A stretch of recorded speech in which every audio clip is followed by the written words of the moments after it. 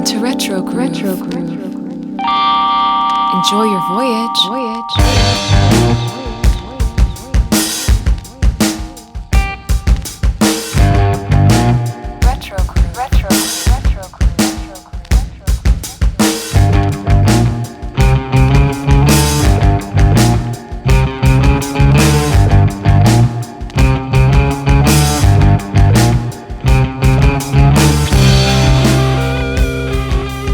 Howdy and welcome to Retro Groove. I'm Liam D, and my buddy Adam C is off this week, but we're still a podcast. We still talk about music, standing the test of time, artists and albums and such that have shaped and reshaped the sonic landscape, and covering some new music from those artists too. This week, because I am sans Adam, I'm excited to be joined by my good friend Mark Says Hi. Thanks for hanging today, Mark. You got it. Ben, I wish I would have used the moniker Mark S through my entire childhood. It would have saved me a lot of agony and pain. Yeah, we did the Beastie Boys kind of thing, like Adam D, MCA. We were feeling like, Liam D feels good. Yeah. Mark Seaman, are you there? It's Mark S. Mark Seaman. It's Mark S. Yeah. Thank you very much. Mark is a musician, a comedian, radio host, producer, and he and I met like 15 years ago, it must be at this point, as we were kind of clawing our way into the world of broadcast. And for better or for worse, here we are, right? Yeah, I'm going to say better, Yeah, I think so. That's cool. We're doing this. There were That's some cool. worse patches in there, but not between you and I, obviously. It's not like we have some beef, but if we had some beef, it's because we went out to dinner together, and that was that's right. It was delicious. Mark and I kind of bonded over our unique taste in music and our sense of humor and our kind of perspective on life, almost being in like a big corporate community and then just seeing how ridiculous but also wonderful it could be. Right. And so you were kind of my brother in arms for a long time there. As we took different paths, you were hosting radio shows and I was kind of putting stuff together behind the scenes. But it was, I've always kind of valued our friendship a lot. You meet so many people in this industry and you get to know a lot of people, and you can kind of see the relationships that last a while, just organically. And I've always, tossing texts around, meeting up with our families. So I've always I've really valued our friendship, and I'm excited to get to talk to you today a bit, and be on this side of the microphone a little bit with you. Well, you told me to bring the music knowledge, not a Kleenex box. What's going on here? Look, to put it simply, there's always one, maybe two, if you're lucky, people in your life that know where the bodies are, and Liam knows where the bodies are. So that's how much I value our relationship. So couldn't have said it better myself. Very kind words, man. Too kind. Appreciate it. And hopefully we'll retire in Ireland somewhere and something like open that. up a comic book video game shop. So yeah, that sounds awesome. So we're going to be talking about a few things today. We'll talk about some music we're listening to, a couple questions, a little music news, and then the reason that I asked you here, Weezer. So Weezer, in our little community, we have a lot of Weezer fans. It was actually just brought up the other day by Dan. He was talking about sort of the redeeming qualities of Make Believe as an album. And he doesn't know that we're talking about Weezer on this episode today. So nice. He's going to be pretty surprised. He's going to freak. Yeah.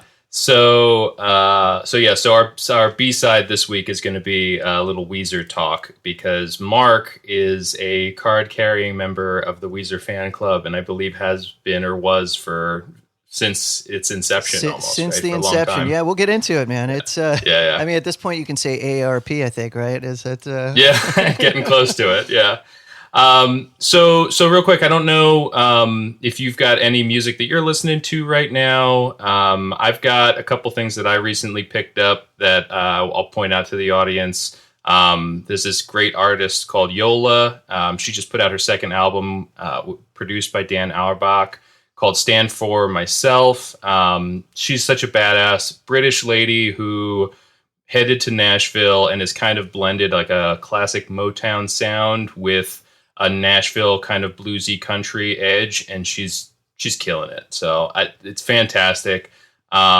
Bleachers also just put out their album. That's Jack Antonoff's band. Killer. Like, it's been said on this podcast a few times that I have a difficult relationship with Bruce Springsteen. He's not my favorite, but I can appreciate what he did to impact some of my favorite artists, and Jack's one of them. And what's crazy is Jack also just produced Lord's new album, which comes out this week, and I'm excited to check that out. But not to stop you, Liam, but what album is Jack Antonoff not on, by the way? I know he does Taylor Swift. I think he's on my new album, and I haven't even started recording it yet. So I hope he's so. Like, oh, Mark, I'm going to email you some tracks for your new album. What? Yeah, a few shows back, the question got put to us by one of the community members: who would we want to work with? And I was just like, I guess Jack Antonoff. I don't have anything to work with. I have no music to make, but like if I did, I'd want to work with him because everybody else is. Yeah, that's a great question. I mean, he's up there for sure. I ran into him randomly at a Mets game. We were walking. Wow. Back where the Shake Shack is, like, and I saw him, and like nobody, he's a short guy, right? And he's just walking by everyone, unassuming, super unassuming. And I just looked at him. I didn't want to call, you don't want to blow someone's spot up, right? So, but we made eye contact, and I gave him the the head nod. I gave him the nice, right on, man. And he just looked back and goes, "I got you." That's awesome. So he was pretty cool in that way. But that's a great question, man. There's this guy Linus of Hollywood. Do you know him? Mm-mm. Okay, so Linus of Hollywood is amazing. Okay, he's so talented. He was in this band called Size 14, and they wrote a song called Claire Danes Poster, and it's really funny, right? And this is about early 2000s. It might even been 1999 or 2000.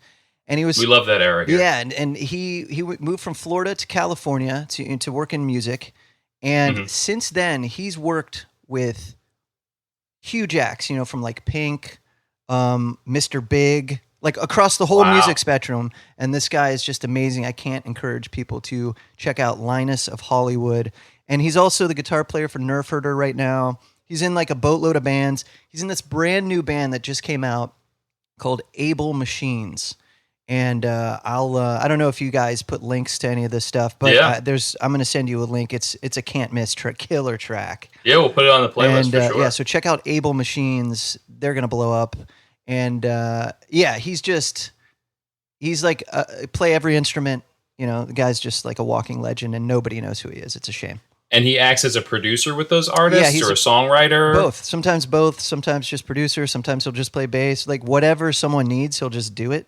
And cool. It's pretty amazing. Wow. And then the last thing I picked up was the Ava Max. I don't know if you're familiar with her. She's a recent pop artist. She's got an album called Heaven and Hell. My daughter is hooked on pop radio right now and has identified and fallen in love with like the 3 songs of hers that they're playing off of this album. And so I went to the record store to get some stuff, and my daughter came with me. And she likes flipping through. It's a fun thing to flip through and see all the pictures and see all the artists. And she saw her as we were, I knew we were looking in the right spot. And I wanted to see her reaction. And she saw it, and she's just like, Ava Max? And I was like, yeah, this is her album. This has all the music on it. And she's like, which song is this? And I was like, it's all of them. And she was like, Daddy, can I have this? And I couldn't say no. I try not to give her everything she wants, obviously. But I was like, you want to buy your first vinyl record with me right now? Yeah, we can do that. She's like, and I have a frame for it. She's like, actually, hold on, this isn't 180 gram vinyl. Let's put this back. Let's put this back. But it's clear orange. It's nice. Special edition clear orange. Amazing. So I was like, this is going to look really cool when we open it up. That's great. So we popped that on the record player and danced around to it, and it's just been one of those like. You have tons of seminal experiences as a parent, all these like mini milestones that are important to you, whatever they are. And I wasn't even anticipating that one at the moment. And I was like, oh, this is happening right now. Oh my God, this is great. Yeah, let's buy music together. What a cool feeling, right? I mean, it's so weird. Now, is that an experience you ever had with your parents? Because I can't say... Like, my parents showed me music, but it was because they just had like a vinyl collection stashed in a storage part of our house, and I basically cracked it open and started messing around with it, right? So yeah, I didn't have that. My parents showed me stuff on like MTV and VH1. That was on in the house, and so I remember crying to Peter Gabriel's Sledgehammer video, and being enamored with George Harrison's I Got My Mind Set on You when the whole room comes alive. But I never bought music with them. My genesis was more so that I had friends who started listening to like Weird Al, and they had these CDs, and I was like, well, my parents have a CD player in their car, and I can go and buy a CD Fancy. of Weird Al. And so let's just put those two things together. And so I was like, my parents let me listen to Weird Al in the car a whole bunch. Like I went to the Wall. I don't know. What was your local record store? Did you have one? Yeah, we did. We had a local record shop called NRM. It was an acronym, and it stood for National Record Mart. And the first time I ever went in there, I just walked in and said, I'm going to work here someday. And did you? And I did. It turned out that my next door neighbor happened to be the regional manager for National Record Mart and got me my first job in the mall. And I told him, I was like, you don't even have to give me paychecks. Just let me pick out 5 or 6 CDs or however much my paycheck was worth. And that's literally what I did. I flipped the paycheck around and just bought all music. Did you burn out on working there though? No, you kidding me? No way, man. New albums coming out every week. No, never got burned out. I mean, I was so into music at that point that it was not only cool to be in the environment, but you got to talk, you got to do customer service in an environment that other people were clearly coming in and were passionate for. And so to be able to share those experiences and also discover new music. I would have never heard of the band Cake unless somebody came in there and said, hey, I'm looking for Cake, and we didn't have it. And I was like, who's that? And then I found out, and I was like, oh my God, I love this band, you know? So I discovered so many bands that way, just communicating with the customers in the shop. So no, could never burn out on that. No. All right. I missed that gig. Didn't pay well, but I missed that gig. So I have one question before we get into music news that I wanted to toss at you. And you take a second to think on it. I see your shirt. I think it's the one that your daughter picked out for you, right? Yep. Aquabats. That's right. Is this on video or are we doing just audio? No, it's not. Okay, it's not. Audio? But we'll theater of the mind. You got it. Band that you own the most merch from or of? Oh, wow. Okay, all time? Like just still going? Yeah. Wow.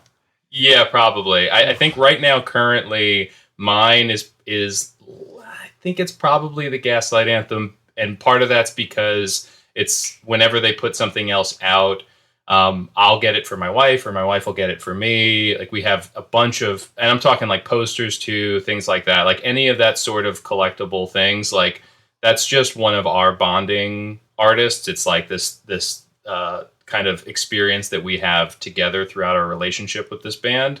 And so I think I've got like 6 shirts. She has 4. We have like 10 posters. Like, yeah, nice. I mean, you walk around our house and you just see it a ton. But I know that you've got some cool shoes and lots of shirts and stuff. So I'm wondering, is it Aquabats? Is it Weezer? Well, They Might Be Giants might be up there. They Might Be Giants. I would have to say, as a whole, probably They Might Be Giants. And the reason why it's not the aforementioned Weezer or the Aquabats is just They Might Be Giants have been a thing since 1982, right? So there has been a lot more to collect and obtain. And, you know, I go through T-shirts so fast. If I had to put some money on it, I would say They Might Be Giants. I mean, I have weird, obscure items from them. I have their first ever release, which is do you remember those flimsy disc vinyls? Oh, yeah. So I have their first ever release, which is on one of those flimsy disc vinyls. And when I met John and John, I showed it to him, and John was like, "Oh my God, I don't even think I have this anymore." And he flips it over. He goes, "See this phone number on the back? That was my phone number at my old apartment when I moved to New York City." And I was like, "Oh my God, this is incredible!" And so it was cool to get that info and learn that stuff. But well, that's also from the era when you would actually like mail in for merch, right? You'd hit up Asian Man Records by sending a letter, a self-addressed stamp envelope, or Mike Park, you are the man. Money. How cool is Mike Park? That guy. I got in touch with him through writing a letter, like you were mentioning, and he wrote me back this huge letter, and I've been in touch with him ever since, still to this day. Could shoot an email over there, he'll get back to me, and I collected Asian Man #1 all the way through, you know, whenever I left college.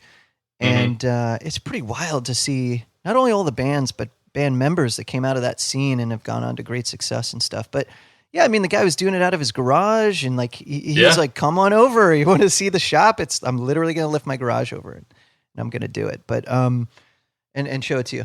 But yeah, They Might Be Giants by far. I mean, I've had hats from them, socks, shirts. And what's your favorite? What's your favorite They Might Be Giants merch? So, They Might Be Giants they're so great, right? They're just on a different level for me. Mm-hmm. They made 2 songs for me. They made a ringtone when ringtones were a thing with my name in it. Huh. And then just recently they made a song and they sent it to me. And it's got my name in it. And it's about like a guy getting pulled over and I'm the guy getting pulled over. And it's like, what are you doing, man? That's so cool. Like apparently I'm like a reckless driver or something. Yeah, it's like a 2-minute jam. It's pretty wild. So to be able to show that to my kid. Yeah. Is it's one thing to share a band, but to interact with a band and connect with them at a level like that. Even in the past, when I've interviewed bands and it's one thing to say thank you, but you can really get in the weeds, mm-hmm. And they get it because they're musicians like I am. Yeah. And so they know what it's like to be an artist and connect with somebody. Right. So, and I've got a cool story about that when we get to the Weezer portion. All right, cool. Well, I'm going to touch on a couple of music history points here real quick. So back in 1965 this week, the Beatles played Shea Stadium, setting a record for the largest attendance at a pop concert. Over 55,000 fans, which now seems like nothing when you have music festivals and such. But back then, it was pretty bananas to have a pop group that drew that many people to that. And then a few years later, you had Woodstock, which kicked off this week, which had 400,000 people attending it. Kind of the mother of all music festivals, or at least the one that kind of kicked it off. Was a free ticket, wasn't supposed to be, but they kind of made it so because everyone just kind of showed up and they had no choice. Yeah, you see a lot of footage of fences getting ripped open. Yeah, people just crawling in. So. But very different from the Woodstock '99. I have not watched the documentary yet. I don't know if you have. It's insane. Have you watched it? I've watched it. It is, first of all, hell of a documentary. Is it? I mean, it was just super well made. It's fantastic, and it really does a good job of capturing that, not only that moment, that particular festival, mm-hmm. but just the social context that's surrounding it. Yeah. And it's the documentary is amazing. It's depressing. It's heartbreaking, and it's unreal in some points. Yeah, I heard there's a lot of Moby, maybe too much Moby in the documentary. Too much Moby. Yeah, too much Moby. Yeah, that can be a thing. But the 90s also had too much Moby. Yeah, there was too much Moby all across the board. But to think that it had the namesake 30 years later of something that also ripped the fences down, but aside, then there were issues with the original Woodstock, but not to the extent of '99. It could have been a complete disaster, and instead you had these iconic moments of Hendrix and Santana and The Who come out of that, as opposed to Limp Bizkit and the Red Hot Chili Peppers or whatnot. Just there was things being set on fire. And it's just awful. Yeah. Yeah.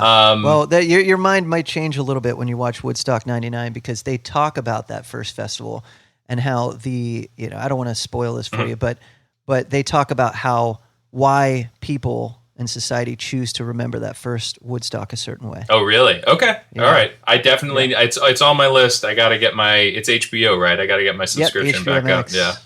I'll share my password. Isn't that what we do these days? Something like that. Also this week, we lost Elvis Presley. Was a crazy thing. I'm not a big Elvis guy, but it's one of those things when you see the age that he died at, do you know how old he was when he died, Mark? I'm going to guess, I don't. So I'm going to take a wild stab at it. And I feel like these guys always, these legends die so young, yeah. right? That's just it's not the 27 club. That's right. No, it's not the 27. I'm going to say 38. Yeah, close. He's 42. And 42. And you think, oh my God, I'm 42. That's what I'm saying, right? Like we're right in that area now. No more cheese. You think of. Yeah, no cheese. No cheese pizza. Thank you. You think of what his image became, that Vegas white suit and black hair, overweight, and I'm like, that feels like a 50, 60-year-old Elvis to me. When I see the Elvis impersonators, it feels like someone who's much older, and really he was doing that in his late 30s, and then died at 42. So crazy. And then another death, this one very different, Lou Pearlman died this week back in 2016. If you're not familiar with Lou Pearlman, he was the orchestrator of Backstreet Boys and InSync and all of the girls that you were chasing back in high school and such. He made the groups that made you look bad. I do still have a fondness for that music still. But so I love that you can love that. I love that you can admit it, and I love that you love it. Yeah, this is a no judgment zone, and we're going to get into that with Weezer too, for sure. Good. But in 2006, he was accused of running a huge Ponzi scam, $300 million in debt, went to jail in 2008, 25 years in prison, and then died in 2016. Do you think they played Bye Bye Bye or whatever that song was at his funeral? Do you think they... Yeah. That makes you larger than life. It's just... Exactly. This is just...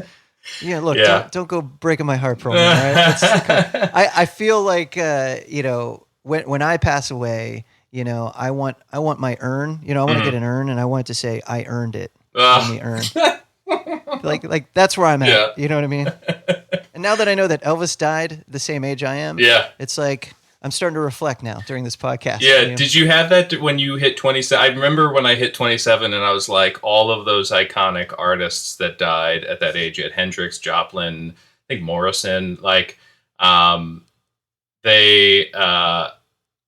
I remember thinking okay, well, at least I got there. I don't have a famous record and I'm not anything, but I'm 28. That feels good. Right. I told my band we're canceling the tour. We're not touring while we're all 27. We're taking the year off. We don't want anything crazy to go down. Yeah. Couple quick news things here. So we try not to talk too much COVID downer, but it is the world. Stevie Nicks canceling all of her shows. She had 5 or 6 of them, some big music festivals. Nine Inch Nails just scrapped their tour for the rest of the year. I'm hearing left and right a bunch of artists pulling out of markets. And then the big one that shocked me was Jazz Fest, which New Orleans, Louisiana, I get it, but to not have a contingency plan where you have a bunch of music festivals that are shifting to fully vaxxed and proof and testing. And Jazz Fest, for whatever reason, just decided to shut the whole thing down. I think that they didn't think that they'd be able to implement it given the structure of that festival. It's a little different than others. Are you keen on going to any music festivals at the moment, Mark? After seeing those pictures at Lollapalooza, man, I'm not. Living in New York City, I felt like I was too close to Lollapalooza. Yeah. The size of that crowd, Look, full disclosure, I'm fully vaccinated. Yeah. I wear my mask everywhere. I do my part, as best I can. And as much as I wanted to go to Atlantic City just last weekend to go see Fish on a 3-day run. On the beach, I think, right? On the beach. It was outside. Yeah. It was on the beach. I just, I'm not ready yet. Nope. And that's a big influence on that is, I have a kid and my kid's not vaccinated because she's 3 and if she gets it, takes it to daycare shuts down. Now I'm working full time with my wife at home with a kid running around. And it's just, it's something I can't go through again. That was a long 8 months when we did it the first time. So I hear it. We even canceled our vacation. We were supposed to go in September down to Florida and we all know what's going on in Florida. So I was like, look, I'm not doing it. I just can't do it. And a total bummer, but it is real life. And I grew up doing nothing but saving my money and going to festivals. So it's every time I see one happen, I'm conflicted because I want to be there, but I'm happy for the artists and I'm happy for the fans. But at the same time, I'm like, what are we doing? Yeah. Yeah. So it's a tough thing to look at and watch, but boy, do I wish I'm there. Yeah. So one alternative that I'll put out there, I don't know if you've paid for any live streams or anything during all this. I've done one or two, and they're pretty cool, like at home or in an empty venue. But there is something that I just bought tickets for.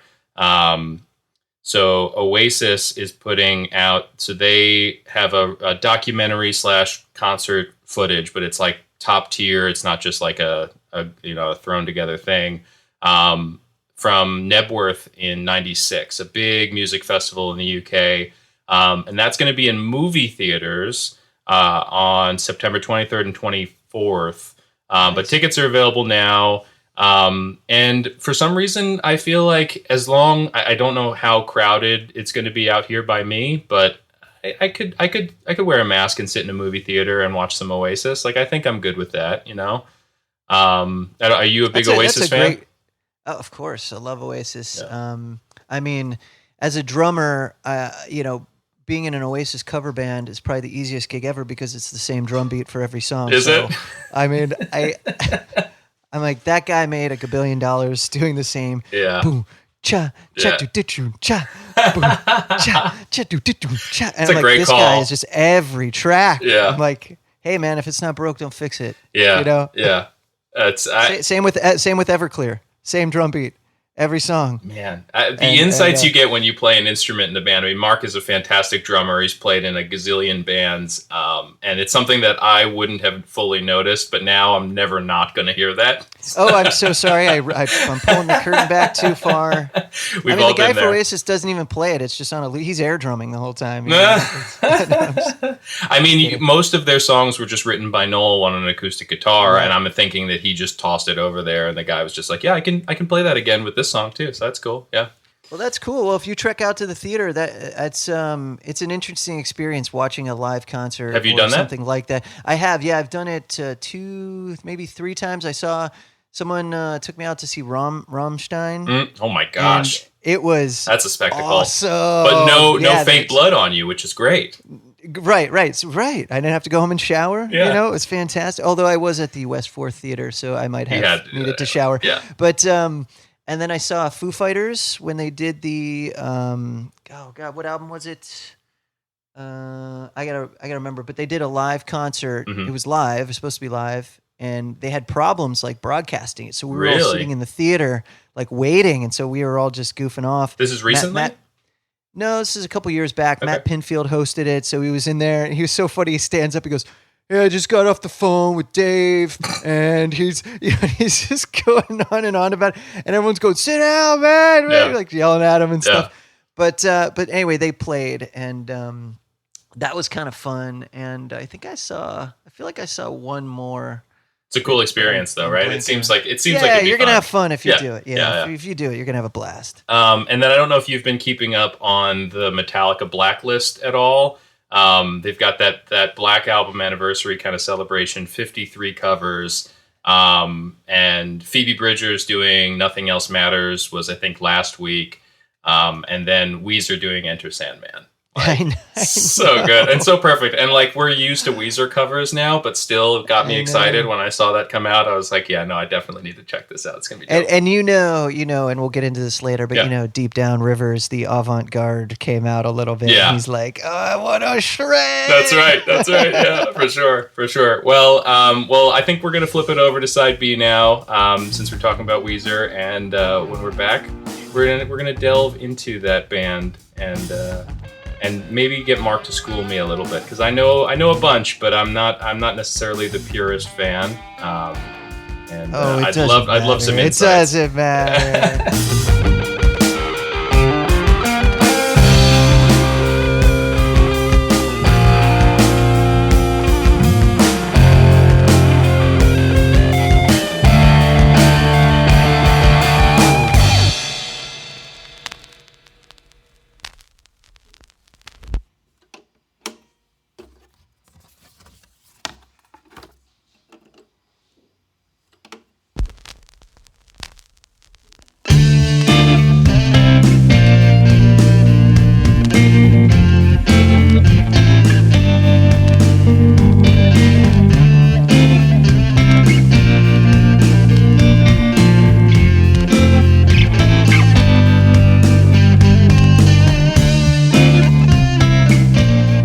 welcome back. We're on side B. Thanks for flipping over. Thank God, man. Side A was freezing in there, man. It was so cold. Yeah. So we're going to be talking some Weezer now. I think that Adam and Dan will both be a little jealous, and I promised to them that we can have another dive into maybe some specific albums or whatnot from Weezer in the future.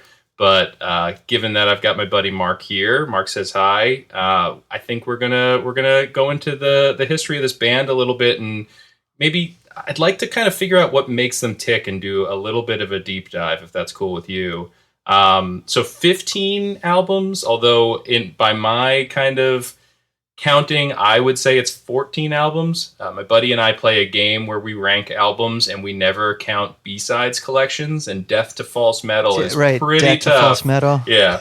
So, but we'll go with 15 albums. 15 albums, 26 years, 29 since they were formed. Just an incredible catalog for a band that's been around for that long. Yeah, and it went by so fast. It's going by so fast. It is. And only a couple spots where there were big gaps. You know, you had that 5-ish year gap between Pinkerton and the Green Album. And then there were some 3-year gaps. And you can kind of hear it sonically in the band, right? Between Maladroid, Make Believe, Red Album, you had some leaps. And then you just see when Rivers gets into a run. Because I feel like Red Album... should have the discography open, but I think it went Red Album, Ratitude, and Hurley very quickly, right? Yeah, they were pretty much back to back to back. Every year you got a Weezer album, and then you had to wait 4 years until Everything Will Be All Right in the end. But anyway, so let's start off with our sort of introductions to the band a little bit. I'll tell you, like I said, this is always a no judgment zone, not gatekeepy. I admittedly went to The Wall, my record store at the time, to buy Anyone for Doomsday by Powerman 5000. And yes. This is back in the day when you didn't have the internet to kind of track when things are coming or if there's news or whatever. So my dad was taking me to music practice, to bagpipe practice. And there was a record store on the way, and so I was like, can we pull over here? I want to get the Powerman 5000 album. And I go inside, and the guy looks at me funny, and he's like, yeah, we don't have that. And so I'm looking around the store. I know I got 5 minutes before my dad's like, we got to get back in the car. And I knew Buddy Holly, and I'd heard Hash Pipe, and I loved that song. I saw it on MTV with the sumo wrestlers, and I was like, this is cool. Like I just started playing in like a garage band, like a pop punk garage band with my friends, and I was like, let me grab the Green Album. You know, it was up on the wall. It was pretty fresh, and I remember mowing the lawn that weekend, like right after there, and cover to cover, falling in love with that album. Like the pop sensibility on that, it like scratched every itch for me of like loving pop music, but also wanting to play guitar and be in a rock band.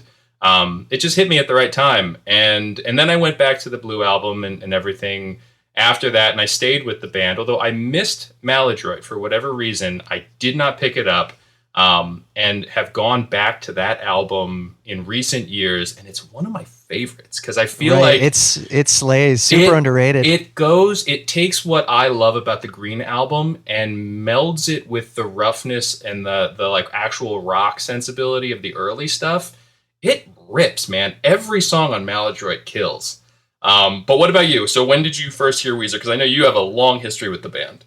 Oh yeah, it's interesting because the band impacted me much like your story, in a way like anything else in my life. It's pretty crazy. I was so the Blue Album came out, right? Sweater Song comes out. Mm-hmm. This is what, 94, I believe. Yeah. And I was in the back of a limousine after the homecoming dance, and we turned the radio on because I was with a bunch of friends. We all, liked music, and I liked music, but I didn't love music yet. I was raised on the piano. I'd been doing that since I was 4, and I knew my dad was a drummer, but I didn't really know how that worked. I just understood that there was this thing called music, but I was super invested in Weird Al Yankovic, like Same. from like my early age. So when my dad would explain to me that no, that's not the real song, it's this other song, I like didn't believe it, right? I was like, Tom Petty didn't write that, it's Weird Al Yankovic. Amazing. So my whole life was just Weird Al makes these hilarious songs and he's the best, right? Yeah. So 94, in the back of this limo after Homecoming, and that first opening riff from Sweater Song comes on, and I tell everyone to shut up. I was like, everyone, please be quiet right now, oh my God. And they're like, whoa, what's going on? I was like, I got to hear this. And I sat there and I made everyone be quiet for 3 minutes. And I just looked at everybody and I said, I'm playing music for the rest of my life. No way. And they were like, what? I was like, I'm playing music for the rest of my life. I need to do something that just happened. Wow. And so the radio station didn't say the name of the band or anything, so I didn't know who it was. Can't Google it. And can't Google it. This, there was no internet, nothing. So I didn't know what to do. So I literally parked myself in front of the radio and just sat there the entire weekend until it came on again. I mean, I probably got 30 minutes of sleep. I sat there 3 days. Wow. And it finally came on, and the guy goes, Weezer. And I was like, Weezer, what a funny name. Yeah. Like, I'm never going to forget that. Immediately went to the record store, got the Blue Album on cassette, and was like, put it in. And I must have listened to it 1,000 times in a row until the tape broke. and I was like, oh my God, I have to, how do I be a part of this? Yeah. And I was like, oh my God, my dad's got that drum set under the stairs. I don't know how to put it together though. Let me ask around to my friends. My friend had a kid drum set called Neon Thunder. Yeah. It was like a plastic drum set. I mean, it was meant for like 4-year-olds. Right. And I was like, oh my God, can I borrow that? Can I mow your lawn 40 times in a row and get that and take this? He's like, dude, just take it. Whatever. It's been sitting there for like 10 years. Right. Great. Took it home, found one half of my dad's hi-hat cymbals, and I took his stool workbench that was like tall. It's like one of those like high-rise table chairs. And I set the cymbal on top of it, and I got some sticks from a buddy, and I sat on this Neon Thunder plastic drum set and taught myself how to play drums to the Weezer album. Amazing. And I did that for an entire summer until I knew every song and didn't miss I didn't have a full drum set, so I didn't hit everything, but that, and it just changed my life. And from that moment on, I've never not played music. That's incredible. And so did you stayed with them through Pinkerton? But then I think you had a little bit of the disappointment. Yeah, we had a falling out. We had a falling out. Yeah, so my understanding of it, and I've never read the Pinkerton diaries, but I'm assuming that some of it, I know things have come out in the years since, that because of the lack of, so there it is, nice. Mark's holding up the book, which comes with a bunch of demos as part of the Alone series too, right? It's got a CD in there of it was the only way you could get Alone 3. Yeah, which was everyone was craving that. So, and they only made, I don't know if they reprinted this book, but apparently this one's one of the first pressings. Obviously, I ordered it right away. Yeah, and I got lucky because I didn't have any money back then. I was like, I can't buy this thing. What am I going to do? Right. But I was like, I got to do it. I don't care. I just want to eat for a month. Yeah. And so I did it. And, I was fortunate enough to get one of these. And it came with, these Alone demos. And it just fills in the gaps. Like, to your point, the band impacted me so much. That 2 years between the Blue Album and Pinkerton felt like forever. Because you didn't have a way to engage with a band at that point. Yeah. You didn't. Yeah. Well, except the fan club, which I immediately signed up for, and wrote to. And, back then you'd have to send a self-addressed stamped envelope, a picture of yourself so they could send you back a fan club card. Amazing. And just your address. And this band, it was so special what they did. Their fan club was amazing. They had this address book. You gave them your address, and they printed this address book with everybody who was in the fan club, because it was only like 1,000 or 2,000 people or something at the time. And they made this address book, and they sent it to you so you could be pen pals with these people and whoever was fans of the band. Wow. I still have this book. I'll show it to you someday. It's really cool. And I was like, this is incredible. Oh my God, there's somebody else in Ohio who likes Weezer. Yeah. They're right here. Their name's Peter. Oh my God, I got to write this guy. and there were people from Japan. There's people all over the world, right? And that's how you stayed in touch with other people who are fans of the band. And that's how I got all my initial like bootlegs and first bootlegs. And like, because unless they came to your town, how were you ever going to see this band? Right. And be like, well, Well, my friend from Iowa told me that they wrote to the person in Japan, and the person in Japan dubbed a tape off TV of a live performance, and then blah, blah, blah. And word just gets around. It takes months, but word gets around.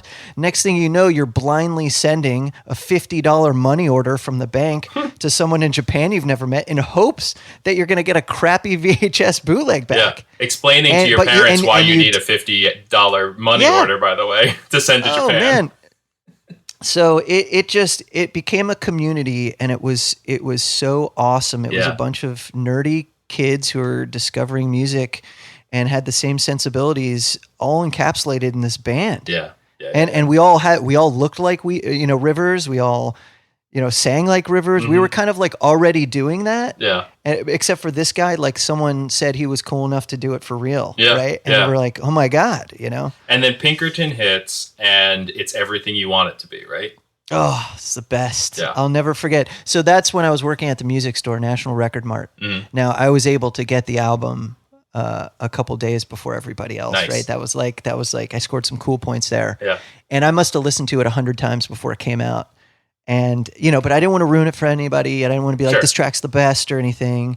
And back then on CD, Pearl Jam was the first band to ever put a clear back so they could put a picture behind the CD. Oh, okay, yeah.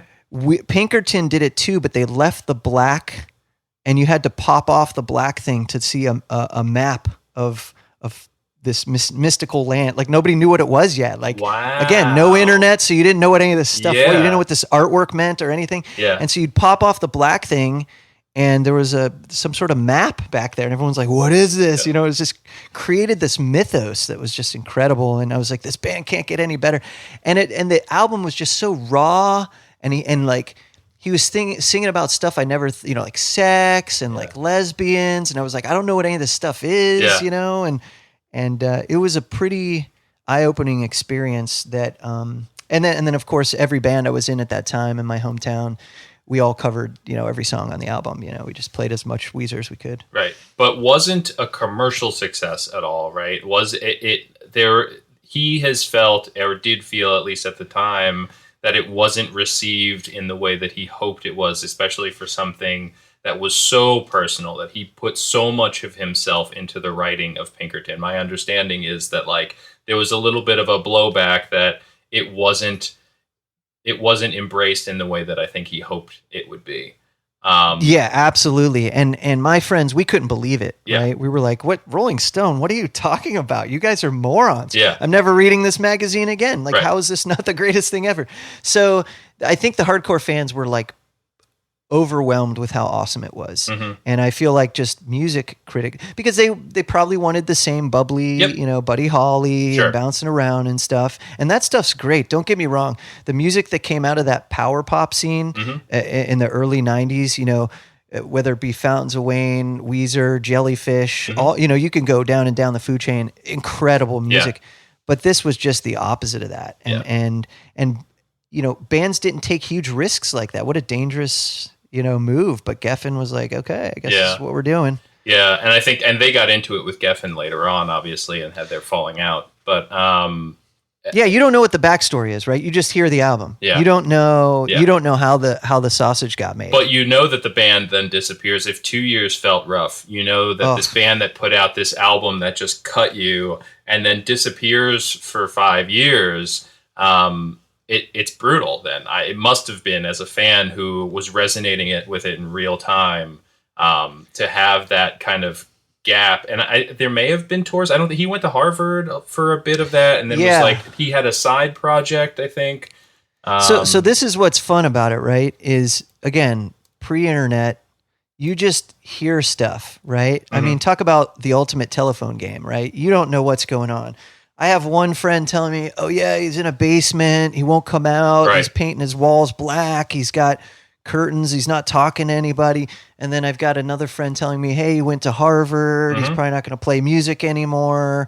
Then where I grew up in Ohio, I was close to Cleveland, and we were able to intercept some Canadian broadcast channels. Okay. And there was this channel called Much Music. Oh, I love Much Music. Yeah, and Much Music was great, and they did an interview with Weezer, and it was the first time I saw Rivers kind of look depressed, and he didn't want to talk during the interview, and he was just like yeah, I don't know if we're going to do this anymore. Like, fame is weird. Like, I don't get this. Like, and I was like, oh my God, no, what's happening? Like, please don't break up. Like, don't go away. And, you know, as we learn in the future of what really was happening, you know, because also if you collected everything, which I did, you know, with all these other pen pals, I was getting like obscure Weezer releases from Australia because it had a different B-side than the English one did, which had a different one than the German one did. And, you know, I got this, I think it was for either El Scorcho or, because Pink Triangle didn't have an official release. I have like a radio DJ, like a rare radio DJ version. But one of the singles from Pinkerton had an X-ray on it of like a leg that was broken. And everyone's like, what the hell is this?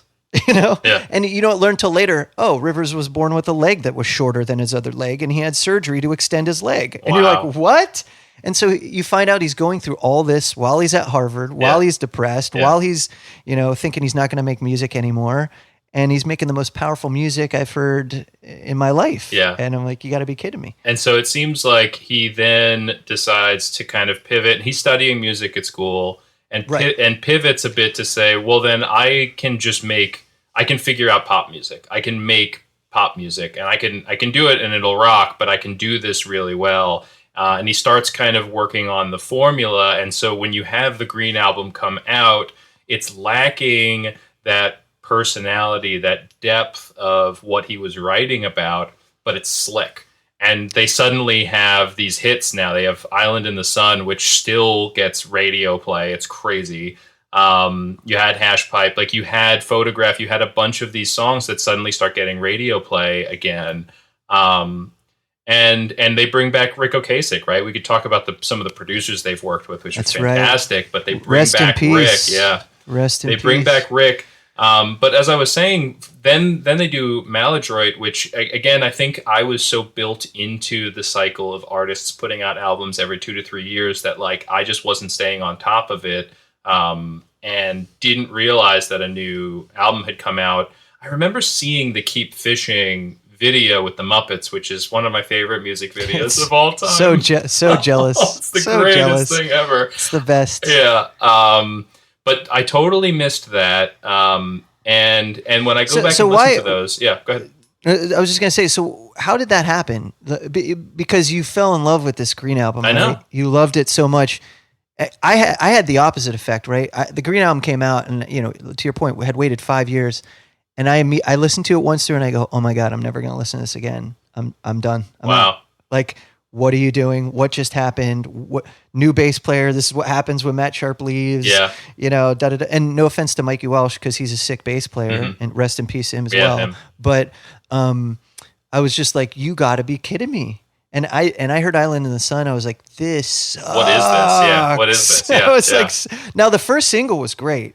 Yeah, I usually skipped Island in the Sun because it was kind of a buzzkill on the whole thing. I wanted to get to Crab and Knock Down, Drag Out, and all those other jams. But I loved it, and then I must have moved on to other stuff because I just didn't stick with it. I picked up Make Believe when that came out, and I was disappointed in that because I was like, there's some good songs on here, but this isn't doing it the way that the last one did. And it wasn't until, and I remember talking to you, because you and I were friends at this point, when the Red Album comes out.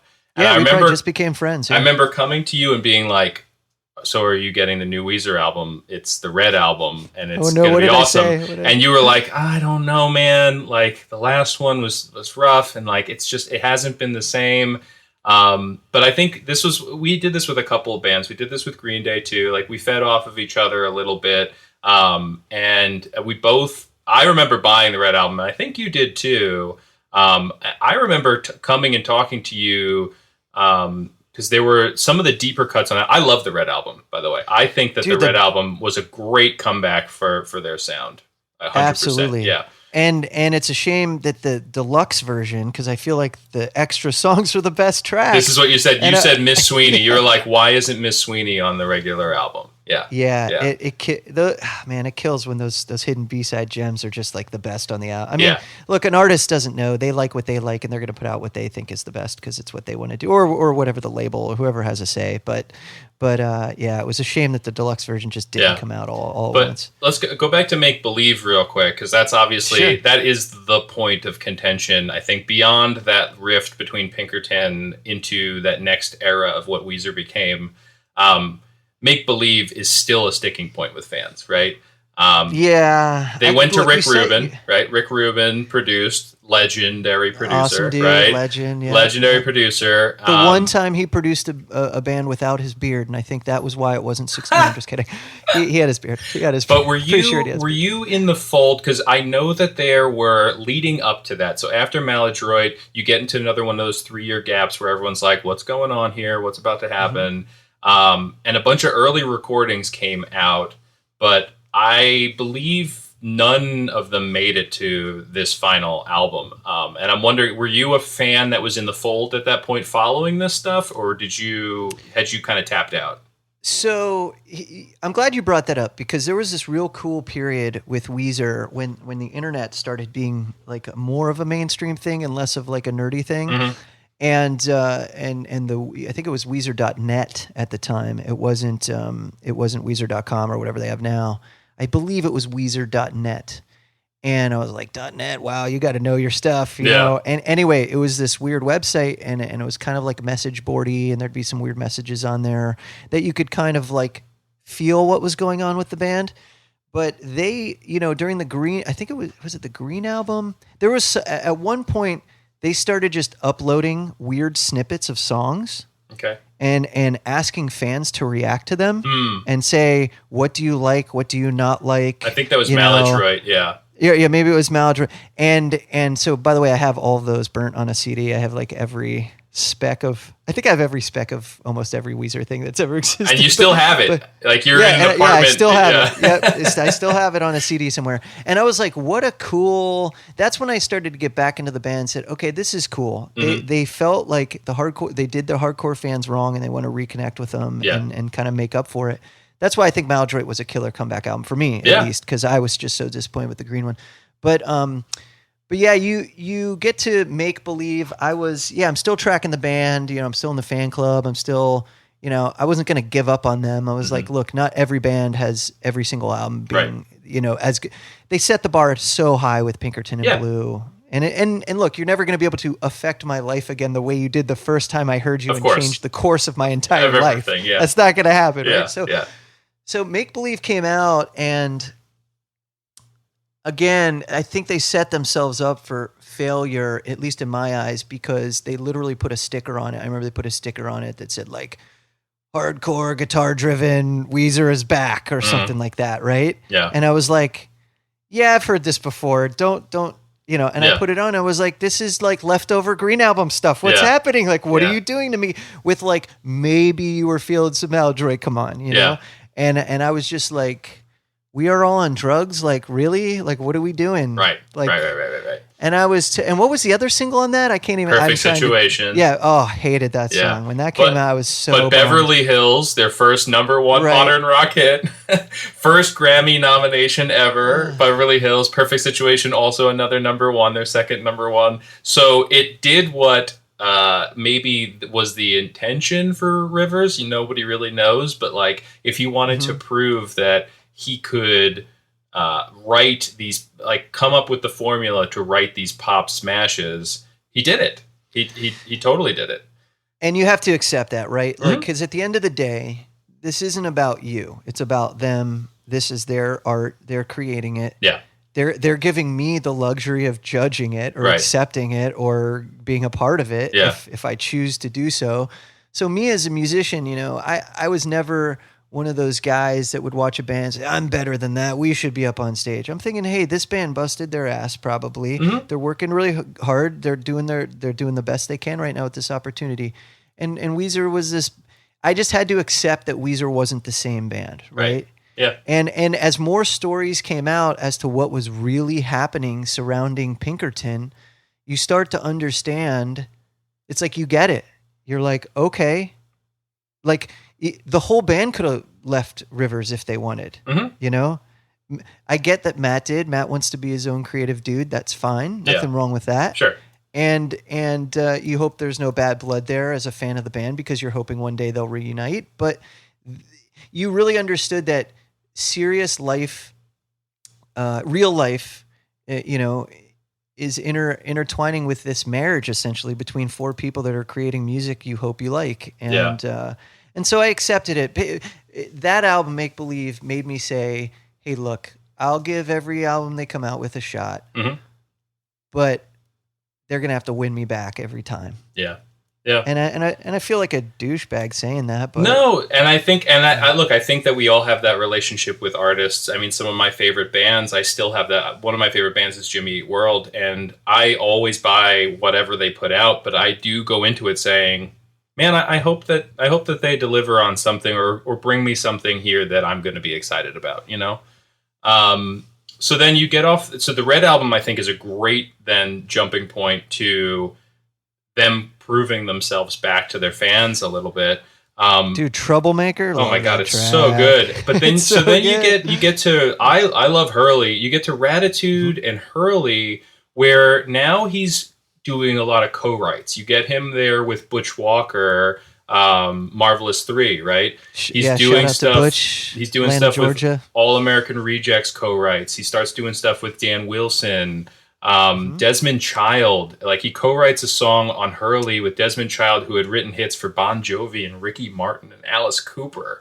Like he all of a sudden just like starts this new take on his formula of how he's writing these great pop songs by doing these collabs. And then most of these situations, there's no feature. You don't see it on the album. You don't know that he co-wrote a song with the dude from Sugar Cult or whatever, but like if you dig into the liner notes, you're like, oh, okay, this is why this sounds a little different. And again, like Hurley and Ratitude have these great pop jams on them that I could see if you're not into that green Maladroid sound, might not have been your thing again, because it almost is them going back to that with some fresh eyes on it. But some of the songs on Hurley are some of my favorite to go back to, just very easy to listen to. Train Wrecks and Memories. There's great jams on those. It's interesting. All those albums, like that run, right? The late 2000s into the early, 2010s, feel like one big album. They do. They really do. Right? Yeah. It's almost like if they were to have put out a triple album, I would have been like, "Oh, cool," because it's interesting. I'm one of the few, maybe a few people. I love Ratitude. I don't know why. Yeah, Ratitude's fun. Do. It is. It's so fun. Yeah. And once I accepted who this band was, kind of moving forward, I was like, why am I being so judgy? Like, I'm hoping people would just like my music too, And I really gave it a chance. More so than I ever did after Pinkerton with any of their other releases. Even the Red Album, I liked it, but I really opened up and I was just like, you know what? I'm going for a run today and I'm running to some Ratitude. Yeah. This is actually kind of a blast. And at the root of me, I love power pop music and melody and, choruses that hook you in. And he was just delivering song after song after song. And I'm like, this guy, there's a reason why this guy's successful. And it starts to feel like that show that maybe you were into at first and then you fell off and then you realize that they're in their 7th season and you're like, oh, maybe I'll go back and check that out. And there's actually been ups and downs, but consistently great throughout all of those seasons of that TV show. Like this band has built this catalog that, you can go back and you can pick and choose songs and albums that you love or hate, but you can't take away from what they've built, and you can gloss over the stuff that you don't like, but maybe also find something that you didn't appreciate in your headspace then. It's something that we talk about a bunch here, is like where you're at when you listen to a song, whether it's how you're feeling that day or where you're at in your life, can really impact you. And so maybe you go back to something and find some value or purpose or a different perspective on it now that you're 10 years older. And so again, I went back to Maladroid after I kind of skipped over it. and was like, oh no, this speaks to me. Like this is a banger of an album. And then I remember you and I, so you have Everything Will Be Okay in the End. Sorry, that's the name of that album, right? Everything Will Be Okay in the End. I remember that was another moment where you and I are like, I wonder what this is going to be. You had heard a song, I hadn't heard anything yet, and you were like, this is dope. This is going to be a great album. Back with Oasis again, and they like that was a really solid album. I haven't gone back to it as much recently as I listened to it in the moment there, but it was a 4-year gap where you're like, I don't know what's going on there. And then I remember hearing Back to the Shack, and I'm like, all right, is this the gear that you guys are going in? Like, this is the sentiment. We're going to get rid of the pop thing, and we're going right back to that garage rock. We're going back. Yeah, it's interesting because Back to the Shack is like, it's almost too on the nose. It's like one of the frustrating things where you're like, you like the head nod, but you don't want the whole thing to be a head nod. Yeah. You know what I mean? Yeah. And you're like, this song is an entire head nod to the Blue Album. And you're like, I mean, it's catchy. And if it came out when the Blue Album came out, I would love the song so much. Yeah. And I do. And I love the song, but it's like super on the nose. Yeah. Right. But it got you super excited for the album. Exactly. Now, with this particular album, they did the pledge music for this. What's that?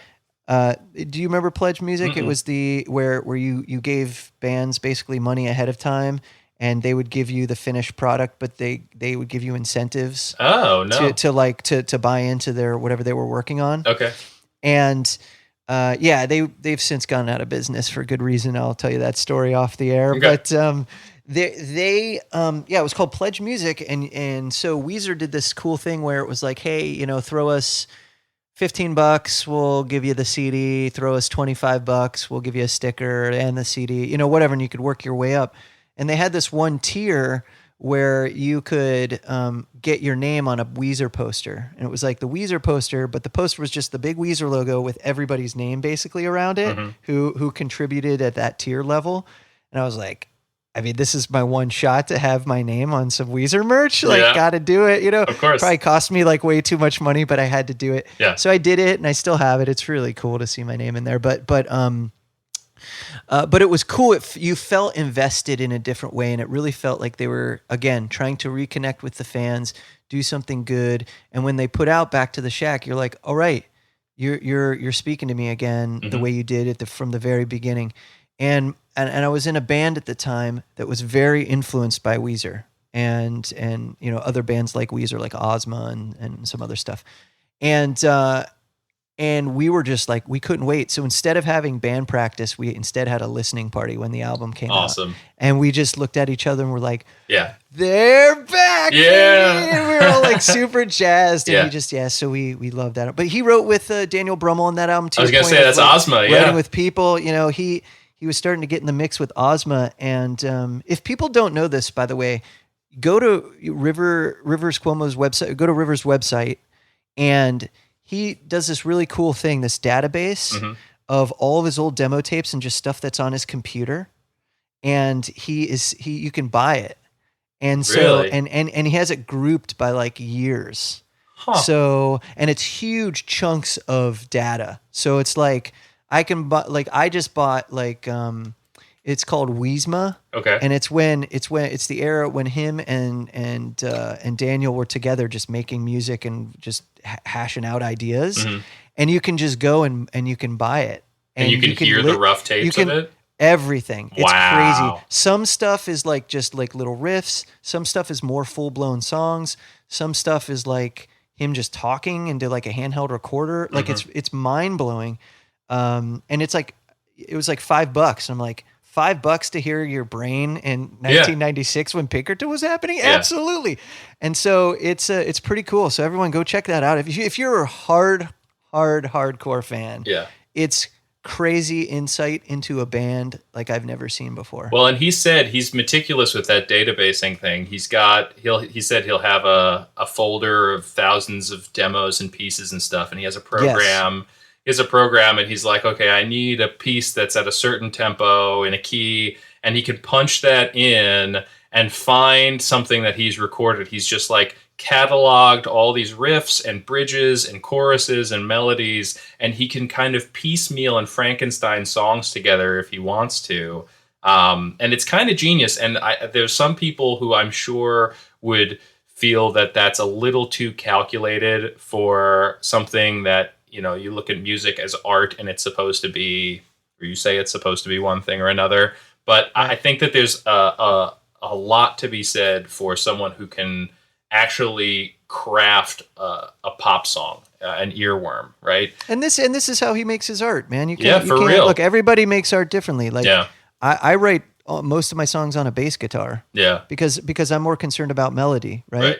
And then I go put the cool riff in later. You know, some people write backwards, forwards. It doesn't matter as long as it gets done. But yeah, check it out, Mr. Rivers' Neighborhood. That's what it's called. Mr. Rivers' Neighborhood. Yeah, it's like Mr. Rogers' Neighborhood. It's pretty cool. But one other song on Everything Will Be All Right in the End, which I pointed out in our community a while back as we were having like a sporadic Weezer conversation, was I've Had It Up to Here, which, again, going back to the writing partners, it's a fun song. It's weird. It's Weezer, but it's not. And then you see that he wrote it with Justin from The Darkness, and you're like, right. Oh, now it totally makes sense why this song sounds this way. Like, this is 100%. It's a Darkness-inspired Weezer song. And everybody knows Rivers was obsessed with, obviously he points it out in lyrics like, oh, I love Kiss and everything. Mm-hmm. But he was a shredder, man. He was a metalhead with long hair, and he loved shredding. And if you heard his previous band, Avantgarde, you can, YouTube old clips and demos. You're like, this is Rivers Cuomo? He's like 80s hair metal to the T, man. Yeah. It's pretty crazy. And I don't want to gloss over everything else that came after that, because there's a bunch of great stuff. The White Album. I know, we could go on for 5 hours. I loved the Black Album. It was interesting to me. So I skipped Pacific Daydream for whatever reason. It was another moment where I just wasn't tapped in and I missed it. But I remember that was nominated for Grammys, although I think it was the poorest. It was the worst performing album. Yeah, I think it never cracked the top 20, which I think every single other album has. So I haven't gone back to that one. That's one that I've kind of missed. But I did get into the Black Album. There was some great stuff on the Black Album. And the Teal Album was obviously fun. But one thing I wanted to touch on before we wrap up is kind of something that I mentioned to you when we were talking before all this. That, again, my daughter was listening to pop radio a bunch on a road trip recently. And a Weezer song came on that I knew, but it sounded sonically cohesive with everything else that they were playing. They were playing Ed Sheeran and Justin Bieber and whatever else, and it gelled. And I was like, it's so crazy. It was all my favorite songs off of OK Human. And they did that with AJR. Again, Rivers pivoting from being kind of averse early on to listening to pop music and being aware of what else is going on in music, to like fully embracing it and working with breaking bands and taking them out on the road and collaborating with them. But having this sort of ability to consistently deliver in a pop space for a band that's about to hit its 30th anniversary of forming is crazy. And I look at the other bands, and tell me if you think I'm missing anyone, but I heard a Billy Joe Armstrong song on that same, it was a cover, but it was on that same channel, and I'm like, this doesn't fit. I don't know why this is playing here. Green Day has never been able to recapture that. And you think about the success they had in 2004 with American Idiot, which is right around the time of Make Believe. So there was this movement of embracing this pop rock, these rock ballady, rock anthems in pop culture, but Weezer has always been able to sustain that, where Green Day's been chasing that ever since 2004, I think. You look at the Foo Fighters put out fantastic albums consistently, but they're never pop albums. They've leaned into that rock space. They went back to the garage and fully hit that. Yeah, just embraced it, yeah. Blink-182, another band, they went out on like the Honda Civic tour with Weezer, and they have reinvented themselves and kind of tried to hit a pop space again, but nobody does it like Weezer does. And here's where, and again, this is not a judgmental space, but this could ruffle feathers. I would put Weezer then not in the realm of those bands, although they're an alt rock band. Weezer is then like Coldplay. They're like Maroon 5. You hear a Coldplay song or you hear a Maroon 5 song over the years and it's changed, but you can tell it's still that band. They still sound like them. Yeah, it's 100%. And comparing Weezer to those bands is probably not the most popular thing to do because those bands have been labeled pretty corny. But I think Weezer is the only band that I can think of that has been able to do that, but also retain some kind of like cred, like yeah, original, yeah. And I think that has to do with where they came from, right? Yeah. They didn't. Coldplay came right out of the gate and were that, right? Weezer was more of this like word of mouth, hidden gem, weird thing bubbling up. You got to remember when Buddy Holly was up for like video of the year that year, it was up against like TLC Waterfalls and like all this other stuff that was like playing nonstop on MTV. And this Buddy Holly thing gets notoriety because the video was super cool, right? Yeah. And and it was like, well, who are these guys? This is weird. They didn't insert themselves into the music industry the way Coldplay did. So that's why I think they're able to sort of fly under the radar when it comes to avoiding that. Although I will say, to be fair and to be a little critical, I've obviously come back around on Weezer. Now, I'm not invested in the same way I was in the early days. These last few albums, like you said, the Pacific Daydream, Black Album, Teal, it's all blending together for me again. Sure. And a lot of my friends that were hardcore Weezer fans have just like abandoned them totally. And even comedian Hari Kondabolu has a great comedy bit about like what happened to Weezer, like. How can you be like 50 and singing about teenage stuff, or whatever?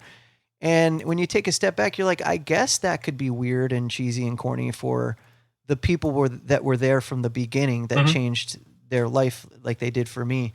So in the mainstream, it's weird. It's like they're in this like purgatory of they're not the cheesy Coldplay. By the way, Coldplay's awesome. And yeah, they're Coldplay's great. Concerts are awesome. Yeah. And I don't care what anybody says about Coldplay. But they're sort of under that Coldplay cheese, but above the super underground indie cool thing, right? Yeah.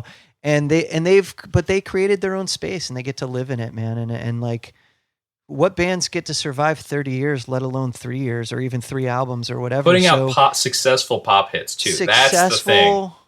Now, I will say it's a little frustrating when you see the Hella Mega Tour and you see the entire place stand up for a standing ovation when they play Toto's Africa. Sure, yeah, of course. And then they're all sitting down going, what's this sweater song they're singing about? Yeah. Gotta say that hurts a little bit, but that's just a generational thing. Yeah. But look, kudos to Rivers, the guys, this thing all could have ended in 1996. Yeah. And to think the people that discovered them after that, like yourself included, or anybody who's a fan now, we're lucky to have this music in our lives. So, good on Rivers, good on the band for sticking it out. And they've switched things up a bunch too. They brought in a different drummer, as we were talking about, John Freeze, right? And, Josh Freeze, and that was at a time. Yeah, that was at a time. And then Patrick Pat was started playing guitar because he had the special goodness and playing the rentals and was doing some weird stuff and fun stuff. And by the way, fun fact: do people know that Maya Rudolph was in the rentals? Do people know this? Wow. Maya Rudolph from SNL was in the rentals. Wow. I knew she could sing. I've heard her sing, but I didn't know that she... Yeah, go back, watch their first video or their first couple videos. It's pretty... You're like, whoa, because she doesn't look like the way she looks now, and she plays keyboard. It's really fun. But the band Weezer is connected with so many fun things, in my life, and I'm sure everybody's life, that they've hit a lot of touch points, so... Look, I got married the day after I saw a Weezer show. I broke my collarbone the day after a Weezer show. I changed the course of my entire life after listening to a Weezer song. They are 100%, without a doubt, ingrained in my life in a way that no other band can ever be, because they changed my life. And so that's all you could ever ask from an artist as an artist. Yeah. And they put on a heck of a show, man. There's the spectacle fun. and the production is great.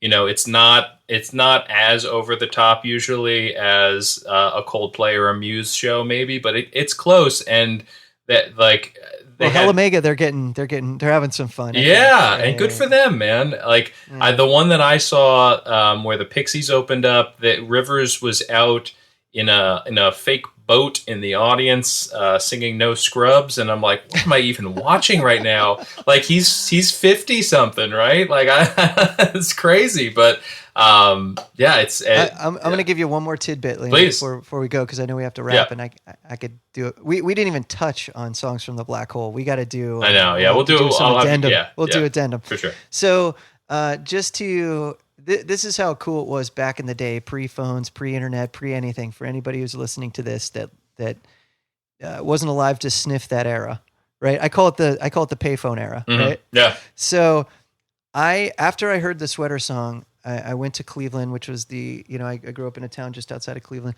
and I went to a place called Peabody's Down Under when Weezer was on that first tour. I walked up to the venue, which only held 100 people. Right. Bought a ticket the day of the show. Wow. For $3 to see Weezer. Oh my God, that's insane. I still have my ticket stub. Wow. And it's moments like that that I feel like unfortunately they're kind of missed upon now. The whole mystery of a band and an artist, and what you sat Very there different. and you read the lyrics and leafed through the booklet, and you're like. They created a different theme and vibe. I mean, unfortunately, most of that is gone, but the music is still strong, and you can still connect in a different way. But it was magical back then, Liam. I thank you so much for asking me to be a part of this. Yeah. I still have my, if it's too loud, turn it down. Not only T-shirt, but a huge giant banner that I got from Spencer's Gifts. Oh my gosh! Yeah, we had Spencer's. Yeah.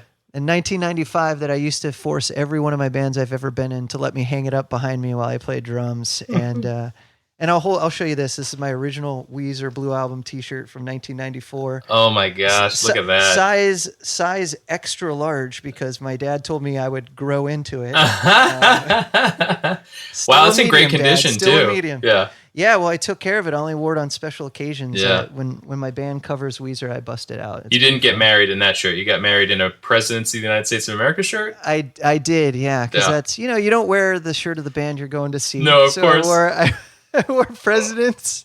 I remember that, yeah. Mach 5 t-shirt. The Mach 5 song had just come out. So good. It was, anyway, love you, Liam. Yeah, love Weezer. you too, man. Thank you. Love Thank your you for doing co-host this for taking today. a break so I could high five him for me. Yeah, for sure. Well, so Weezer, just we've talked about a bunch of incredible bands on this podcast, and obviously much more to talk about in the future. But there is something highly unique about them, and the fact that they can still do it and are still doing it with 2 albums out this past year is incredible.